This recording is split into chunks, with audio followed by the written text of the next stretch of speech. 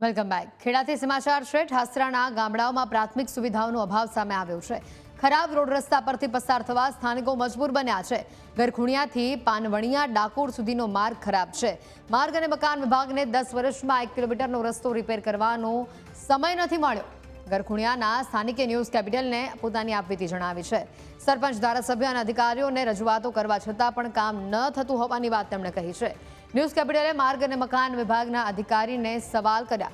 Superintendent પ્રકાશ પટેલે કહ્યું કે 10 દિવસમાં રિપેરિંગ કામ શરૂ થઈ જશે.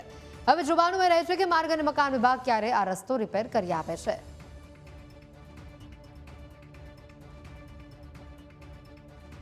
મારું કહેવું એવું છે કે આ રસ્તો ઘણા ટાઈમથી ખરાબ છે અને ખાડા એટલા બધા પડી ગયા તે આવા જવા લોકોને બહુ તકલીફ પડે છે અને કેટલાય એક્સિડન્ટ થાય છે.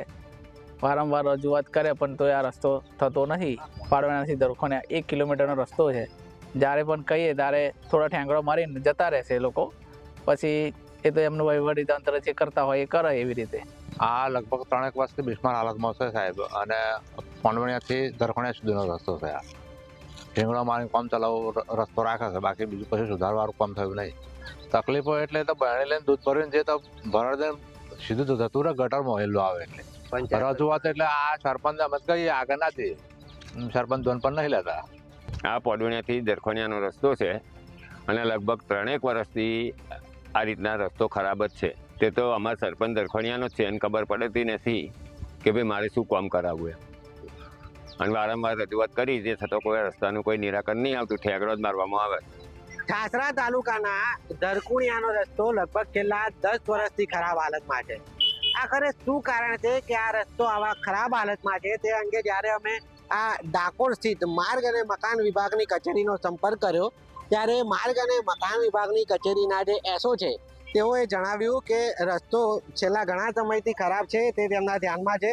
તેઓએ સ્થળ પર જઈને તેનું નિરીક્ષણ પણ કરેલું છે, પરંતુ આ રસ્તો હવે બનવાની તૈયારીમાં છે. લગભગ છેલ્લા 10 દિવસમાં આ રસ્તો તૈયાર થઈ જશે તેવી ખાતરી બાંહેધરી તેઓએ આપી છે. પરંતુ સવાલ એ થાય છે કે 10 વર્ષથી આ રસ્તો ખરાબ છે ત્યારે શું ખરેખર આ 10 દિવસમાં રસ્તો રિપેર થશે ખરો?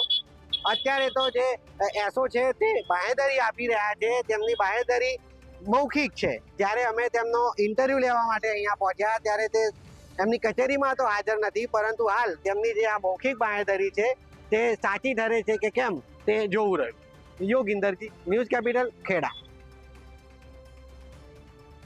અને આ અંગે વધુ માહિતી પણ મેળવીએ. સંવાદદાતા યોગીન જોડાઈ ચૂક્યા છે ફોન લાઈન ઉપર.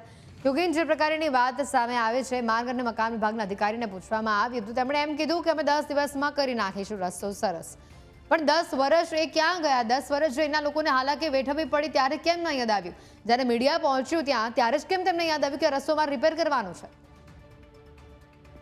જી હેતુઈ, માર્ગ અને મકાન વિભાગ ખેડા જિલ્લા પંચાયતની કામ પ્રત્યેની આળસનો આ ઉત્તમ નમૂનો છે. છેલ્લા 10 વર્ષથી આ રોડ ઉપર ખાલી થીગડા મારીને જ માર્ગ અને મકાન વિભાગે કામગીરી કરવાનો સંતોષ માન્યો હતો. જ્યારે સ્થાનિક ડેનિશભાઈ ક્રિશ્ચને ન્યૂઝ કેપિટલનો સંપર્ક કર્યો અને અમે જ્યારે સ્થળ પર પહોંચીને રિયાલિટી ચેક કરી ત્યારે ખબર પડી કે જે લોકો પાસેથી ટેક્સ લેવામાં આવે છે, ટેક્સના નાણાંનો અહીંયા કોઈ ઉપયોગ જ થતો નથી. સ્થાનિકોને કોઈ પણ પ્રકારની સુવિધા મળી રહી નથી. ગ્રામ પંચાયતના સ્થાનિકો તેમજ સરપંચે અવારનવાર માર્ગ અને મકાન વિભાગને, ધારાસભ્યને રજૂઆતો કરી હતી. ધારાસભ્યએ સૂચનો પણ કર્યા હતા માર્ગ અને મકાન વિભાગને, પરંતુ માર્ગ મકાન વિભાગ દ્વારા કોઈ જ કામગીરી કરી ન હતી. જ્યારે માર્ગ અને મકાન વિભાગના અધિકારીને પૂછ્યું ત્યારે મીડિયામાં વાત પહોંચી છે તેની જાણકારી થતાં તેઓએ 10 દિવસમાં રસ્તો કરીશું તેવી બાંહેધરી આપી. ત્યારે અમે તેઓને પૂછ્યું હતું કે 10 વર્ષ સુધી તમે કામગીરી કેમ નથી કરી?